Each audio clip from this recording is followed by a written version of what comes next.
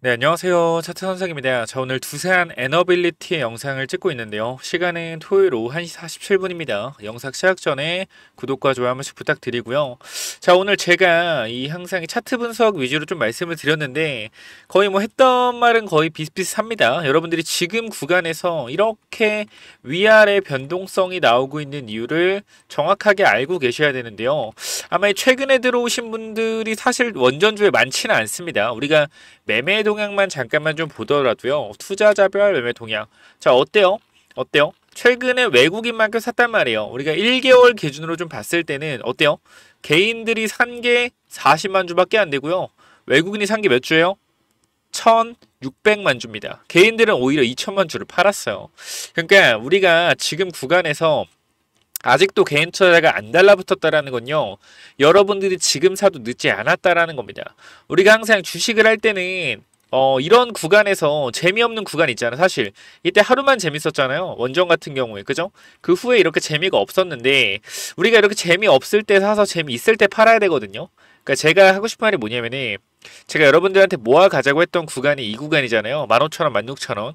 그리고 재밌는 구간으로 들어섰어요. 그쵸? 그럼 내가 만약에 16,000원 모았다 그러 하면은 여기서 3분의 1 정도 매도를 하고 어떻게 다시 올라갈 때 3분의 2 정도 분할 매도로 대응을 하는 거고 내가 이 과거에 물려 있었다라고 했을 때 최근에 우리가 원전 관련된 이슈가 계속해서 뜨고 있기 때문에 이때 물려 계신 분들이 항상 그랬을 거예요. 이때 물려 계시던 분들은 올라가겠다 했는데 빠져서 실망을 했을 거고 또 이때 들어오신 분들은 올라간다 했는데 또 내려와서 실망을 했을 거다.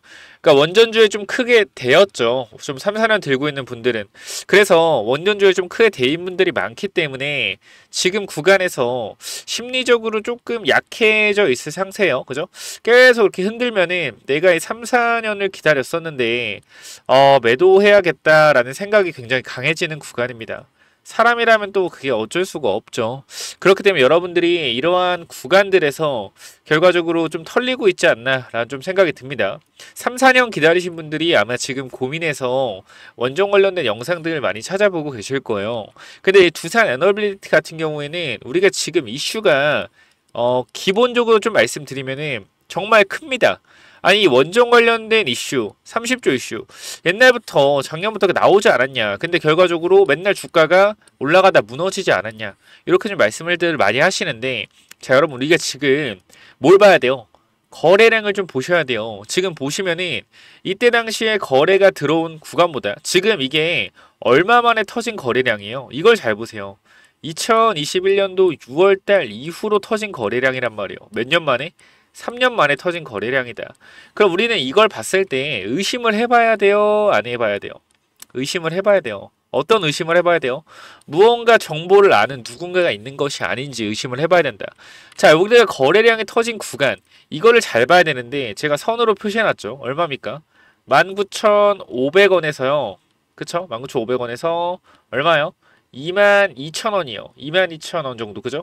이 구간을 제가 선으로 노란 색깔 가운데를 나타내는 건데, 어디에요? 여기잖아요, 여기. 여기 딱 봐봐요. 여기 누가 많이 있어요? 누가 많이 있어요? 생각을 해보자. 누가 많이 있을까요? 개인 투자자가 엄청 많단 말이에요. 어디? 바로 이 구간에. 근데 이 구간을 거래량을 터트려 줬다라는 것 자체가, 봐봐요. 우리가 거래가 터졌는데 종가가 얼마예요? 17% 마감을 했잖아. 거래가 터졌는데 종가가 어떻게? 17% 마감을 했다라고요. 종가는 누가 만든다고 배웠어요? 종가. 세력이 만든다고 배웠죠. 세력이라는 것은 기관일 수도 있고 외국인일 수도 있고 개인일 수도 있다. 근데 시가총액이 크기 때문에 요 같은 경우는 아마 최근에 매집 동향만 봐도 외국인 세력일 가능성이 높다. 뭐요? 정보력이 빠르다라는 겁니다. 자, 그리고 이러한 구간대에서 엄청나게 많은 개인들이 물려있는 이 가격대에서 종가를 위로 마감해주고 거래가 터졌다라는 것은 엄청난 매도세를 뭐 했다? 다 받았다라는 거예요. 그리고 지금 뭐 하고 있어요? 버티고 있잖아요. 사실상 지금 버틸 수 있는 구간이 아니에요. 올라갔다가 이렇게 무너져야 되는 구간이라고요. 사실상. 왜? 매도 물량이 엄청 많잖아요. 보통 매도 물량이 많으면 올라가다가 이렇게 되기 마련이죠. 근데 얘 같은 경우는 내려오다가도 한 번 또 잡아줬다라는 겁니다. 올려주다가 또 매도 물량을 맞고 빠진 거죠. 즉 이 말은 뭐예요? 여기서 매물 소화만 끝난다라고 했을 땐 추가적인 상승이 무조건적으로 나올 수밖에 없다라는 겁니다. 자, 결과적인 건 하나예요. 두산 에너빌리티는 지금 구간에서 뭐 하고 있다? 매물 소화하고 있다라는 거예요. 제가 이 원전 관련된 이슈를 보여드릴 건데, 우리가 이 원전 중에서도 이 SMR 관련주를 무조건적으로 주목을 해봐야 되는 이유를 먼저 좀 말씀을 드리겠습니다. 제가 PPT를 좀 준비를 해놨는데요. 두산 에너빌리티가 최근에 조금 강하게 올라갔던 이유가 뭐예요? 두산 에너빌리티가 투자했던 뉴스케일 파워, 그죠? 요쪽에 이 납품이 결정되면서 장 초반에 급등을 한 거죠. 얼마? 17%. 근데 우리가 지금 여기에 어느 정도 납품을 한다고 해서 주가가 17% 정도나 오를 이슈일까요? 과연? 아니라는 거예요. 원전주를 제가 계속 갈 수밖에 없다라고 말씀드린 이유는 AI 전력 부족 사태가 핵심이다. 요거 좀 더 뒤에다 말씀을 드릴 겁니다. 그래서 일단 요거부터 좀 보면은 두산 에너빌리티가 미리 투자해놓은 미국의 SMR 업체 뉴스케일 파워가 대규모 수주를 따냈다는 소식의 영향으로 보인다. 이렇게 나와 있고요. 결과적으로 투자한 회사에서 대규모 수주를 따냈기 때문에 어떻게? 두산 에너빌리티가 공급을 하죠. 그러니까 당연히 두산 에너빌리티의 실적이 좋아질 것이다 라는 기대감으로 주가가 폭등을 한 겁니다. 그쵸? 여기 보시면은 두산 그룹은 뉴스케일 파워가 스타트업이던 2019년과 2021년 두 차례에 걸쳐 모두 1억 4천만 달러를 투자하면서 회사가 수주하는 프로젝트의 핵심 부품을 납품하기로 해뒀다라는 거예요. 뭐요? 약속이 됐다라는 겁니다. 서로 상호간에, 그죠? 약속이 됐다. 뭐요? 수주가 확실하다라는 거겠죠. 그쵸? 이러한 부분들 때문에 원전주가 올라가고 있다라는 걸 우리가 알고 가셔야 된다라는 거고요. 그리고 이 부분도 있어요. 우리가 이 미국에서 원전 분야 관련돼서 내년부터 세액 공제가 들어갑니다. 일본도 마찬가지고요. 제가 여러분들한테 계속 말씀드리고 있는 게 우리가 이 원전 관련된 이슈는요. 지금 주가가 올라서가 아니라 지속적으로 작년부터 나오고 있었는데 우리가 사실상 2023년도에는 2차 전지에 좀 묻혔고요. 그쵸? 그리고 2024년도에는 AI에 묻히나 했으나 결과적으로 AI에 핵심적으로 들어가는 게 전력이었다라는 게 밝혀지면서 그죠? 전선주 오르고 변압기 관련주 오르고 결과적으로 이제 원전까지 오르고 있습니다. 이 말은 무슨 말이냐면은 눌려있던 원전주가 AI 주도주에 편입했다라는 겁니다.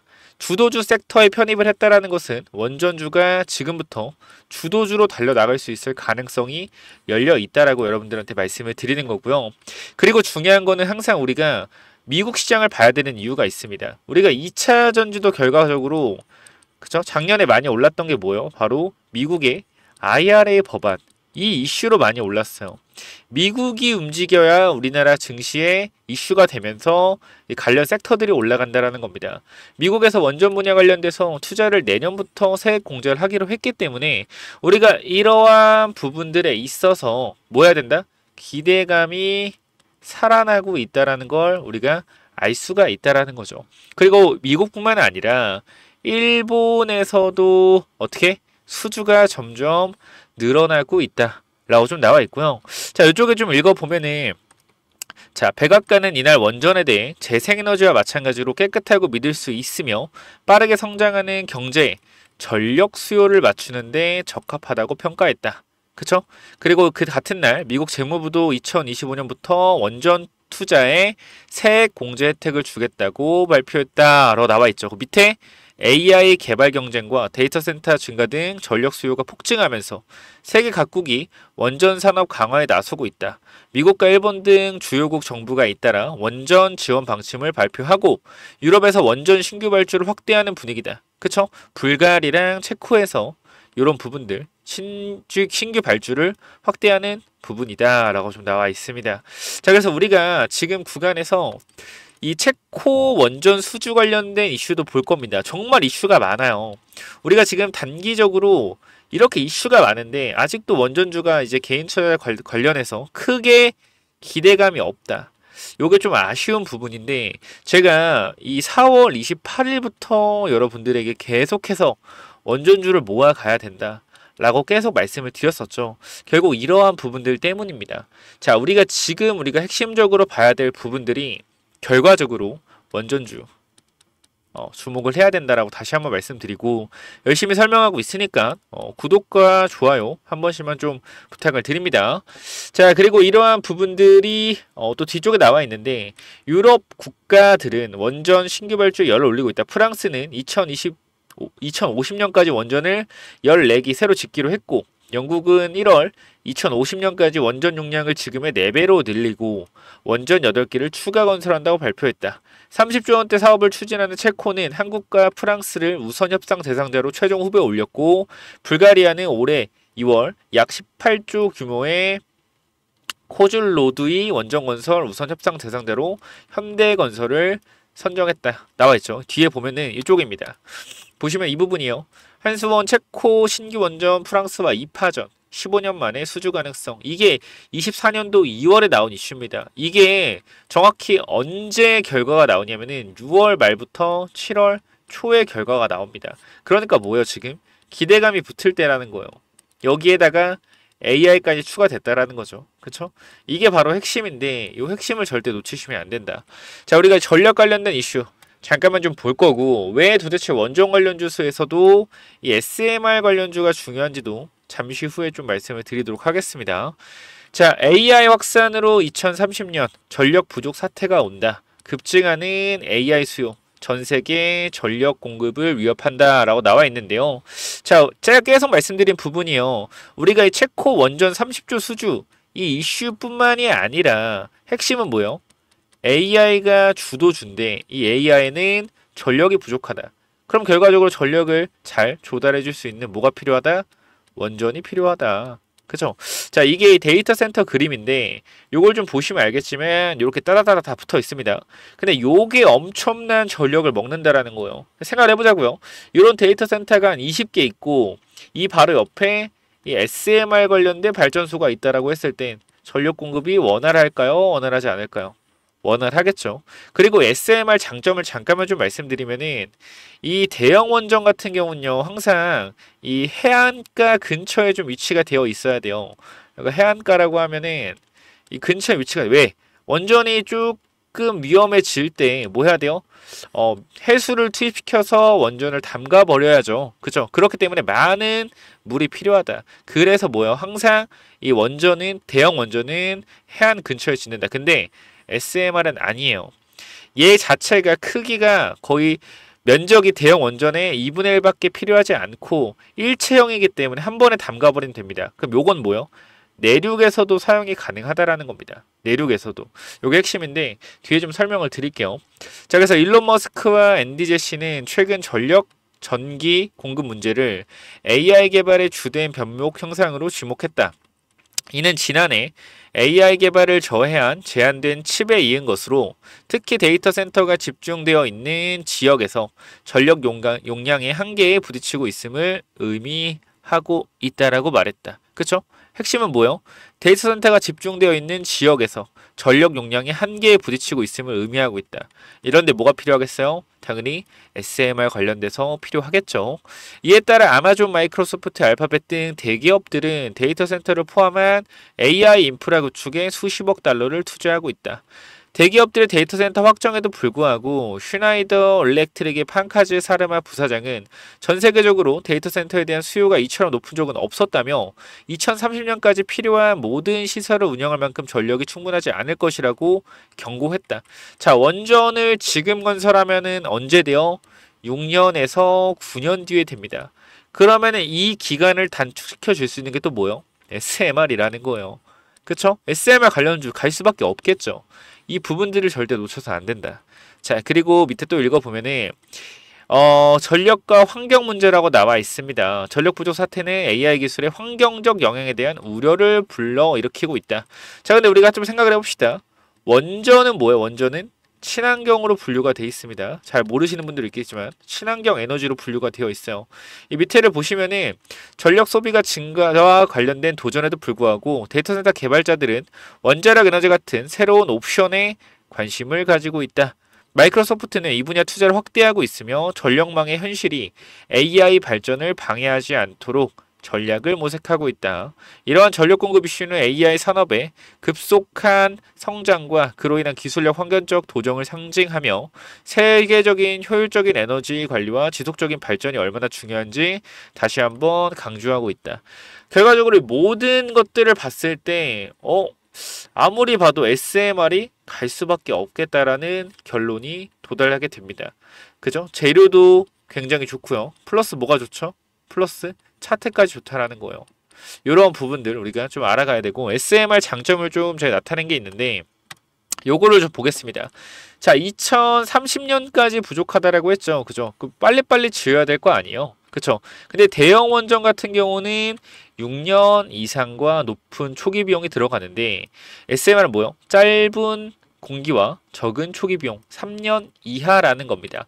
2030년까지 수요를 달성하기 위해서는 대형 원전이 당연히 필요도 하겠지만 SMR이 여러 개 공급되는 게 훨씬 더 뭐요? 효율적이라는 거죠. 특히 땅덩어리가 넓은 미국 시장에서 데이터 센터 옆에 지어야 되기 때문에 큰 대륙 가운데 SMR을 지을 수 있다. 대형 원전은 해안가 위주로 지어야 되고요.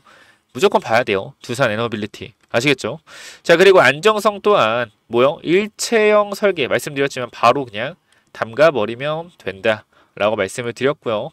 전체적인 부분들을 봤을 때 대형 원전 대비 SMR의 5가지 강점. 민간 주도의 사업이 가능하다라는 거. 그쵸? 정부 주도가 아니라 민간 주도. 뭐요? 개개별 기업의 성장이 충분히 나올 수 있다. 종목만 잘 찾으면은. 그래서 이런 종목들도 제가 뒤쪽에 히든으로 원전 관련된 종목 하나 또 드릴 거니까 꼭 한번 체크해 보시고. 부품 수출에 유리하다. 누구 얘기하는 거예요? 두산 에너빌리티 얘기하는 거죠. 그쵸? 짧은 건설 공기, 데이터 센터 2030년까지 만들어야 된다라고 하는데 전력 공급망을 빠른 SMR이 중요하다. 중대사고 확률 축소. 이것도 지역 기피 현상을 해결할 수가 있겠죠. 그러니까 분산 전원에 적합하다라고 좀 나와 있네요. 자, 요런 부분들은 또 보면은 요런 거예요. 요런 거. 자, SMR 하나로 그쵸? 뭘 할 수 있어요? 발전. 기본적인 발전을 할 수 있고요. 수소까지 생산할 수 있고 지역의 난방까지 할 수가 있고요. 담수도 만들 수 있고 우주항공 관련된 핵 추진 로켓, 핵 추진 우주선까지 만들 수 있다라는 거죠. 열을 활용해서 열 활용 전기 변환, 위성 우주기지. 예, 결과적으로 제가 봤을 때는 SMR이 미래에는 꼭 필요할 수밖에 없다라고 저는 판단이 됩니다. 제일 중요한 게 바로 안정성이기도 있고요. 자, 그리고 또 밑에 하나 더 보면은 이 SMR 관련돼서 아까 그죠? 우리가 항상 우주 관련주 미래에는 이 우주 관련주가 뜬다고 하잖아요. 그쵸? 여기 또 들어가는 게 SMR입니다. 핵추진 아까 봤듯이 로켓, 핵추진 우주선, 군사통신 위성, 우주기지, 핵에너지의 열을 전기 변환하여 우주기지에서 전력을 생산한다. 자, 이런 부분들. 결과적으로 우리 우주항공사 미래 사업에도 꼭 필요한 그러한 부분들이다라는 거 다시 한번 말씀을 드리고 정리를 하면 될 것 같고요. 그래서 우리가 지금 구간에서 이 두산 에너빌리티를 일봉으로 봤을 때도 마찬가지입니다. 내려오는 추세 있죠. 이 추세가 좀 보이실 텐데 내려오는 추세를 뭐 하고 있어요? 위로 돌려주고 있단 말이에요. 이것부터가 핵심이에요. 우리가 항상 여러분도 아마 아시는 분은 알겠지만 우리가 하락하는 추세에서 주식을 사면 된다고 합니까? 안 된다고 합니까? 안 된다고 하죠. 하락하는 추세에서. 그죠? 왜? 하락하는 추세에서 왜 주식을 사면 안 되냐면요. 우리가 주가가 내려오다가 올라가고 내려오다가 올라가고 이러한 하락 추세는 올라갈 때마다 뭘 맞냐면요. 앞에 구간 매물대를 맞습니다. 매물대. 그러니까 쉽게 얘기해서 제가 어떤 종목을 보여드릴까요? 지금 우하향하고 있는 종목 중에 좀 시총이 큰 놈들을 보여드릴까요? 예를 들어서 LG생활건강 최근에 화장품 관련주가 좋긴 한데 자, 이 대형주니까 요거를 좀 위주로 보겠습니다. 자, 요런 우하향 종목들이 한번 꺾여 봐봐요. 우상향일 때는 쭉쭉 올라가잖아. 그죠? 근데 왜 하필 우하향이 되면 주가가 이렇게 내려갈까요? 물론 실적 관련된 부분들도 있겠지만 자, 내려오다 꺾이죠. 이런 걸 좀 보시면은 내려오다가 반등하다 꺾이고 반등하려다 꺾이고 그죠? 이런 부분들이 왜 만들어지는지 아셔야 돼요. 결과적으로. 봐봐요. 매물대라는 겁니다. 매물대. 핵심은 뭐야? 핵심은 뭐라고요? 매물대라는 겁니다. 매물대가 뭐냐? 물려있는 사람들이 많은 구간이다. 자, 이런 거 보시면은 주가가 내려오다가 반등을 하죠. 근데 뭐요? 여기 물린 사람들이 있다라는 거예요. 물린 사람들이 있기 때문에 요종 이 이상의 어느 정도 퍼포먼스를 보여줄 재료가 안 나오면 밀린다라는 거죠. 마찬가지. 이렇게 주가가 밀리다가도 못 올라가는 건 뭐예요? 매물대. 여기 물린 사람들이 있기 때문에 뭐요? 또 빠지는 거예요. 마찬가지. 이것도 봐봐요. 내려가다가 반등은 하지만 여기 물린 사람들 또 있는 구간이죠. 그러니까 어떻게 돼요? 또 빠지죠. 이게 뭐요? 계단식 하락이다.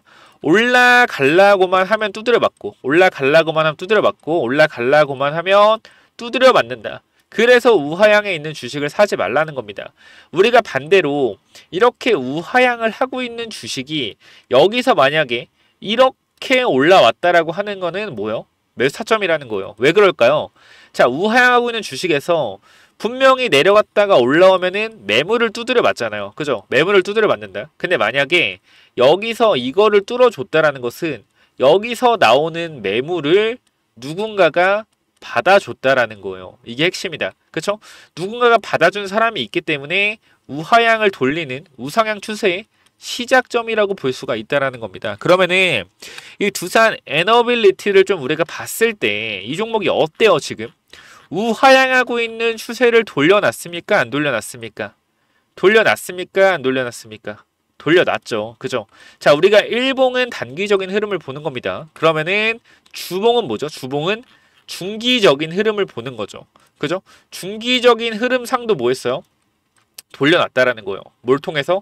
거래량을 통해서 중기적인 흐름도 돌려놨다. 그리고 뭐 하고 있어요? 앞에 있는 매물대를 받아주고 있다라는 거죠. 상승이 나오겠습니까? 안 나오겠습니까? 나올 가능성이 높다. 중기적인 흐름에서도 상승이 나올 가능성이 높다. 시작점입니다. 지금. 그죠? 시작점이요. 자, 월봉상으로도 볼까요? 월봉상.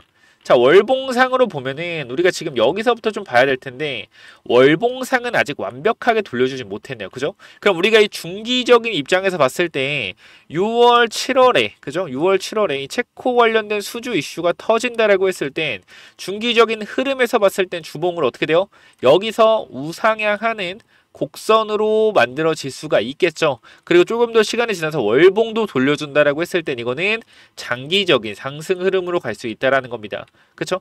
월봉 자체가 우하향이었기 때문에 계속해서 매물대를 맞으면서 주가가 내려왔던 거예요. 이 매물대를 돌려줄 준비를 하고 있다라는 거고요. 우리가 지금 구간에서 집중해서 봐야겠어요? 안 봐야겠어요? 무조건 봐야 된다라는 겁니다. 자, 여러분. 이 원전주 관련돼서 제가 긴 말하지 않겠습니다. 지금 구간에서 이 원전 관련돼서 딱 대장주 3개만 잡아가면 된다. 두산 에너빌리티 포함한 2개만 더 잡아가면 돼요. 자, 위에 번호 010-9201-6329. 자, 이쪽으로 원전이라고 2글자 남겨주시면은 제가 종목 관련돼서 추천을 꼭 드릴 거니까 원전 관련돼서 꼭 원전이라고 문자로 남겨주시고요. 당연히 무료로 종목을 드립니다. 자, 그리고 마지막으로 제가 또 이제 여러분께 말씀드리고 싶은 거는 두산 에너빌리티가 제가 오늘 주축으로 좀 말씀을 드렸잖아요. 그래서 두산 같은 경우도 결과적으로 우리가 아까 월봉상은 아직 큰 흐름을 돌리지 못했죠. 하지만 중기적인 흐름은 돌려놨기 때문에 우리가 뭐 해야 된다? 중기적인 목표가를 좀 잡아가야 된다. 근데 이 목표가는 잡아놓은 목표가에서 한 번에 파는 게 아니라 잡아놓은 목표가를 설정해놓고 올라갈 때마다 분할 매도를 하는 겁니다. 분할 매도를 하는 거예요. 제가 이 부분에 있어서 여러분들한테 왜 분할 매도를 하고 목표가를 잡아야 되는지 또 뒤에 기법을 통해서 말씀을 드릴 건데 혹시나 여러분들이 지금 구간에서 이 두산 관련돼서 조금 궁금하다. 내가 오랜 시간 물려 있었는데 혹시 추가 매수를 해도 되는지 아니 목표가를 도대체 어디를 설정해야 되는지 이런 부분에 있어서 도움이 필요하다 하시는 분들 반드시 010-920-6329로 또 두산이라고 또 남겨주시면 됩니다. 이렇게 좀 말씀을 드리겠고요. 제가 이 기법 관련돼서 한번 말씀드릴 건데 여러분들이 꼭 보셨으면 좋겠습니다. 자, 이 기법이 뭐냐면요. 자, 이 기법이 뭐냐면요. 어렵지 않습니다. 어렵지 않고요. 이 명품 차트 분석이라는 채널 제가 개인 채널 운영하고 있는데 구독자가 1년 동안 거의 한 3만 명 정도, 한 2만 5천 명 정도를 모았습니다. 근데 제가 요 구독자를 모으기까지 결과적으로 여러분들한테 좋았던 내용들이 분명히 있었기 때문에 여러분들이 구독을 눌러주신 걸 거예요. 근데 저는 기본적으로 주식 공부를 할 때는 이 차트 분석과 좀 기법이 중요하다고 생각을 하는데요. 기본적으로 기법이란 무엇이냐면은 큰 게 없습니다. 내가 어떻게 이 종목을 찾아내는지, 그게 기법이라고 저는 생각을 하거든요. 그러니까 제가 여러분들한테 종목을 찾아내는 방법을 몇 가지 알려드릴 건데, 오늘 이거는 이 영상에서는 단기적인 이 본느라는 종목을 통해서 어떻게 이 종목을 내가 찾아냈었는지 말씀을 좀 드릴 겁니다. 자, 일단 기본적으로 여러분께 말씀드리고 싶은 거는, 우리가 세력이 매집하는 원리를 좀 알아야 된다. 그죠? 세력이 매집하는 원리를 알고 세력이 매집한 걸 알아야지 뭐가 된다? 기다릴 수가 있다라는 거예요. 내가 이 종목을 사는 데 있어서 도대체 왜 내가 이 종목을 사야 했는지, 왜 샀었는지, 왜 이 종목이 좋았는지를 알아야지 뭐 할 수 있다? 기다릴 수 있다라는 겁니다. 그래서 우리가 좀 제가 말씀드리고 싶은 거는, 세력은 개인일 수도 있고 외국인일 수도 있고 그리고 기관일 수도 있다. 그리고 주식은 선반영이기 때문에 항상 올라가는 종목은 기대감이라는 것을 절대로 무시하면 안 되고요. 우리가 항상 기대감으로 올라가는 주식의 고점은 어디까지 갈지 모릅니다. 근데 우리가 이 올라가는 파동을 전부 다 먹으려고 하는 거는 욕심이다라고 생각을 하고, 혹여나 그러한 파동을 다 먹었다라고 했을 때는 그게 여러분들한테 독이 돼서 다가올 거니까 그러한 부분들은 좀 자제하시면 좋을 것 같습니다. 그래서 어쨌건 이런 부분들에 있어서 좀 간단하게 말씀을 드릴 건데요. 이런 목차가 있는데 이런 거 조금 내버려 두고, 자, 이런 부분들 여러분 읽어보시면 되고요. 자, 먼저 이 본네라는 종목, 제가 이 기법 중에 하나, 유통주식과 거래량을 분석해라 라는 부분에 있어서 설명을 좀 드릴 건데요. 자, 여기 보시면은 유통주식이 얘가 2,500만 주란 말이에요. 근데 바닥에서 강한 거래량으로 하락 추세를 돌려놨죠. 하락 추세를 돌려놓고 2,500만 주씩 거래량이 계속해서 들어왔다. 이 말이 뭐예요? 유통 주식만큼의 거래량이 계속해서 들어왔다라는 겁니다. 우리가 뭐 봐야 돼요? 주목을 해봐야 된다라는 겁니다. 유통 주식 수만큼의 거래가 돈다라는 것은 계속해서 바닥에서 누군가가 거래량을 돌리고 있다, 이런 뜻으로 해석하시면 되고요. 자, 여기 좀 읽어보면 하락을 돌리는 시점에서 강한 거래량이 들어왔는데, 유통 주식만큼의 거래량이 들어왔다? 무조건 확인하고 관심 종목에 추가해야 된다. 자, 추세를 돌린 가격대는 1,700원 가격대이고요. 자, 현재 주가는 4,500억이다. 결과적으로 앞에 들어왔던 이러한 거래량들이 매집이었다라는 것을 말해주고 있죠. 자, 그래서 우리가 이 유통 주식이 왜 도대체 중요하냐? 우리가 시가총액을 구성하는 것은 주식수 곱하기 주가예요. 그러니까 예를 들어서 이 본네라는 종목이 총 1,700원에 4,500만 주가 돌고 있습니다. 총 주식이. 그럼 대략 시가총액은 750억입니다. 하지만 대주주 지분율을 뺀 유통 시가총액으로 계산하면 1,700원 곱하기 2,500만 주, 대략 400억의 유통 주식이 돌아가고 있다는 거예요. 즉 뭐요? 400억을 사용해서 5배를 올려도 유통 시가총액은 2,000억. 그죠? 하지만 총 주식수로 계산하면은 3,750억이라는 겁니다. 핵심은 뭐냐면은 이 종목을 끌어올리는데 3,750억이 필요한 게 아니라 5배를 끌어올리는 데는 2,000억만 필요한다. 이게 뭐요? 유통 주식이라는 거예요. 유통 주식이 적으면 적을수록 주가를 올리기가 쉽겠죠. 왜? 매집을 하기가 쉽기 때문에. 그래서 이러한 부분들을 우리가 좀 알고 있어야 된다라고 말씀을 좀 드리고요. 자, 그리고요, 이 매집의 기간은 종목마다 좀 다르지만 제가 말씀드리는 게, 유통 주식이 아까 2,500만 주라고 했잖아요. 본느가. 그죠? 유통 주식에 준하는 거래량이 4번 이상 터졌다면 충분한 매집 기간을 가졌으므로 6개월 안쪽으로 상승이 예상된다. 매물 소화 과정에서 거래량을 중이는 이유는 개인들에게 실망 매물을 지속적으로 유도시켜서 투매를 유발해 매집하는 원리인데요. 자, 여기 잠깐만 좀 말씀드리면은, 박스권에서 거래량을 터뜨렸죠. 거래량을 터뜨려서 앞에 있던 이러한 물량들을 잡아먹고, 그죠? 그 다음 뒤에 거래량이 줄어들면서 개인들한테, 아, 이 종목은 드디어 이제 끝났다. 거래도 안 터지네. 재미없네. 거래도 안 터지니까. 그죠? 어떻게 돼요? 이러한 부분들에서 거래가 나오지 않으면은 실망 매물이 나와서 이러한 물량들을 이 구간에서 받은 다음에 올리는 원리를 좀 말씀드립니다. 그래서 세력들이 매집을 할 때 이 구간에 물량 장악이 끝났다라고 하면 1차 박스권 이후에 2차 박스권을 만들어낸다. 그 2차 박스권 만들 때 어떻게 했어? 다시 빠질 수가 있겠죠. 그러니까 우리는 뭐 해야 돼요? 이 1차 파동이 나올 때 부분 익절로 수익을 챙겨가는 거다라고 말씀을 드립니다.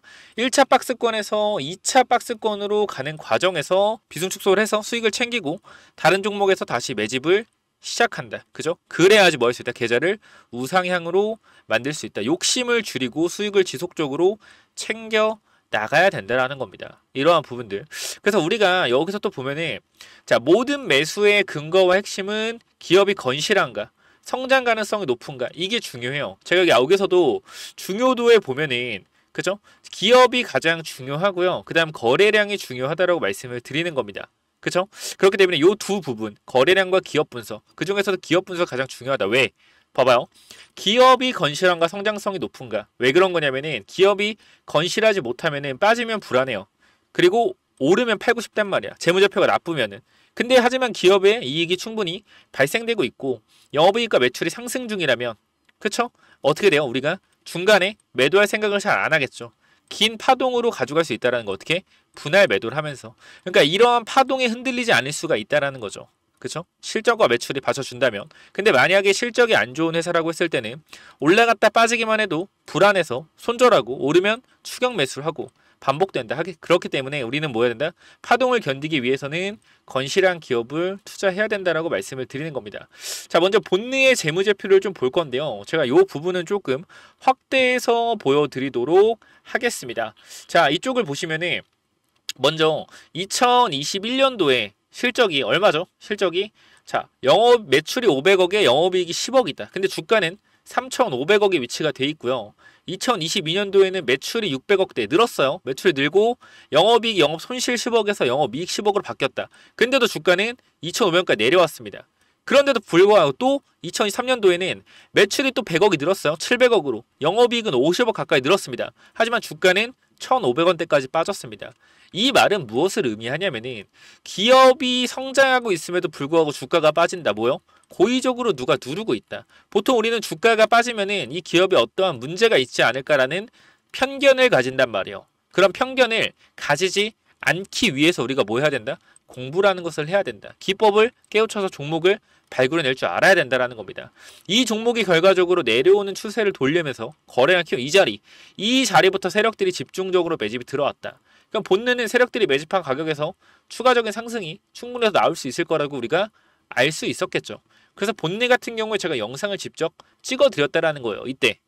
자, 이 본네 같은 경우에 제가 유튜브 처음 시작할 때 좀 찍었었고요. 잠깐만 좀 보시면은 자, 이때 가격대를 보시면 알겠지만 1750원이죠. 그죠? 이때 매수가 들어가야 된다라는 근거가 뭐다? 바로 기법에 의한 실적 관련 거래량이 들어오고 있다. 이러한 관점에서 여러분들한테 말씀을 드렸던 부분이다. 본네 같은 종목들도 결과적으로 이러한 종목들을 우리가 뭐 해야 된다? 지속적으로 발굴해야 된다라는 거고 자, 2021년도보다 실적이 2024년도 훨씬 개선됐음에도 불구하고 주가는 빠지고 있었다라는 겁니다. 이 구간에서 뭐 해야 돼요? 매수 타점을 잡아가야 된다. 그렇죠? 그렇기 때문에 이러한 부분들에 있어서 우리가 이러한 종목들을 찾는 게 굉장히 중요하다라는 겁니다. 그래서 여러분들이 이런 종목을 찾을 수 있게 이렇게 좀 기법 관련된 부분들 여러분들한테 좀 공유를 해드릴 거고요. 자, 이런 기법을 만드는 게 바로 관점의 차이고, 그죠? 이 관점을 만드는 것은 경험이다. 경험치를 많이 쌓기 위해서 주식시장에서 오래 살아남아야 하는데 오래 살아남으려면 제일 중요한 게 깡통 계좌를 피하는 것. 깡통 계좌를 피하기 위해선 몰빵 매수 매도가 금지다. 수익이 나올 때 분할 매도. 아까 말씀드렸던 거 빠질 때도 좋은 기업을 먼저 선택해서 손절한 사태를 만들지 않고 분할로 모아가서 상승에 팔고 나오는 간단한 방식으로 하면 됩니다. 항상 주식으로 조급하게 돈을 따려고만 하는 개인 투자가 되지 말자. 은행 금리가 4%인데 그것도 1년에 4%. 그런데 주식으로 하루 만에 10% 또는 상한가 먹으려는 게 정상적인 투자인가? 라고 봤을 때 저는 아니라고 생각이 되고요. 우리가 심리가 중요한 이유. 내가 사면 빠지고 내가 팔면 오르는 이유. 결국에 심리 차이다. 내가 사면 빠진다면 분할로 매수 한번 해보자. 1,000만 원을 매수했다면 내가 사면 빠지니까 250만 사서 분할 매수로 매수해보자. 쫓겨만 가던 매매에서 내가 주도권을 가질 수 있어요. 빠지면은 오케이 추가 매수. 항상 빠지면 불안했던 마음. 뭐다? 우리가 분할 매수를 안 했기 때문이다. 자, 어디서 매도해야 될지 고민이 될 때는 반드시 3분의 1 내지 2분의 1 매도한다. 내가 고민하고 있다는 것 자체가 이 종목에 대한 확신이 없다는 것. 결국 욕심을 내려놓고 수익을 챙겨야 된다. 생각해보자. 항상 내가 수익 보다가 손실로 바뀌는 이유를, 익절은 항상 옳다는 말이 괜히 나온 게 아니고 내가 고민한다는 것 자체가 공부가 덜 됐다는 반증. 항상 기업을 분석하고 대략적인 목표가를 정해서 매도 타점을 분할 매도로 잡아놓자라고 좀 말씀을 드리고요. 이러한 부분들에 있어서 결과적으로 제일 중요한 게 종목을 찾아내는 건데, 차트를 돌려가 보면서 보면은 힘들잖아요, 사실. 그죠? 그렇기 때문에 이렇게 검색기로 장기 투자, 이격도 상향 돌파, 본능 같은 종목들이죠. 이런 종목들을 제가 검색기를 드리고 있으니까 여러분들이 혹시나 필요하다 그러면은 이쪽에 번호 남겨놓겠습니다. 몇 번이요? 010-9201-6329. 이쪽으로 기법 또는 제가 본능 같은 종목, 히든 종목 하나 제가 이쪽 같이 좀 드릴 테니까 필요하신 분들은 문자로 기법이나 히든이라고 어디로 보내면 돼요? 위에 번호 010-9201-6329로 기법 또는 히든이라고 두 글자 남기시면은 제가 요런 검색기 만드는 법 알려드릴 거고요. 그냥 그대로 따라 하시면 됩니다. 그대로 따라 하시면 되고 알려드릴 거고, 이런 기법 자료들 어떻게 우리가 욕심을 줄여 나가야 하는지 이러한 기법 자료들도 공유를 드릴 테니까 꼭 한번 받아가 보시기 바랍니다. 010-9201-6329 기법 또는 히든이라고 두 글자 남겨주시면 돼요. 감사합니다.